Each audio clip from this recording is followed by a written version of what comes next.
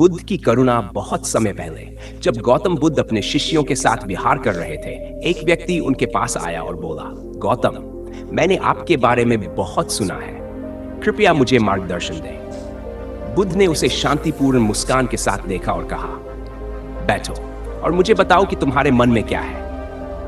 वह व्यक्ति बोला, मैं अत्यंत दुखी हूं, मेरे जीवन में बहुत कष्ट और पीड़ा है, कृपया मुझे बताएं कि मैं इस दुख से कैसे मुक्त हो सकता हूं।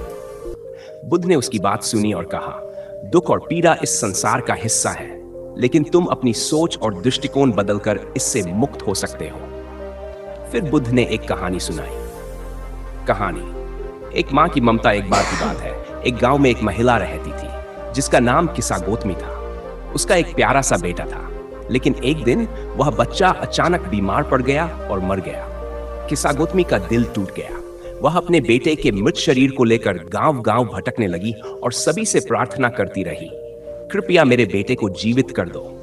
गांव वालों ने उसे बताया कि केवल गौतम बुद्ध ही उसकी मदद कर सकते हैं, इसलिए वह बुद्ध के पास गई और अपनी पीड़ा बताई।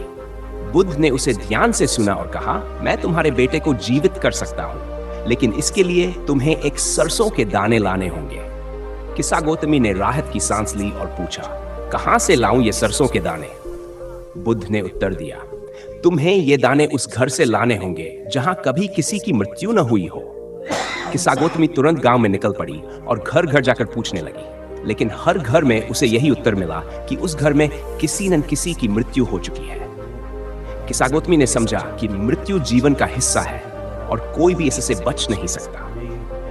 वह बुद्ध के पास वापस आई और कहा, मैं समझ गई हूं हे बुद्ध, मृत्यु अटल है। बुद्ध ने उत्तर दिया, मृत्यु अवश्यंभावी है, लेकिन तुम अपने जीवन को कैसे जीते हो यह महत्वपूर्ण है। दुख और पीड़ा को स्वीकार कर अपने मन को शांत करो और जीवन में करुणा और प्रेम फैलाओ। बुद्ध का संदेश। इस कहानी को सुनकर वह व्यक्ति समझ गया कि अपने दुख और पीड़ा को कैसे संभालना है। उसने बुद्ध के चरणों में प्रणाम किया और कहा, आपने मेरी आंखें खोल दी है बुद्ध, मैं अब अपने जीवन में शांति और संतोष की खोज करूंगा। बुद्ध ने उसे आशीर्वाद दिया और कहा, तुम्हारे जीवन में शांति और प्रेम का मार्ग प्रशस्त हो। इस कहानी से यह सीख मिलती है कि जीवन में दुख और पीड़ा तो होते हैं, लेकिन हम अपनी सोच और दृष्टिकोण को बदलकर इसे कैसे संभालते हैं, यह महत्वपूर्ण है। बुद्ध की शिक्षाओं से हम यह सीख सकते हैं कि करुणा, प्रेम और शांति का मार्ग ही सच्चा मार्ग है।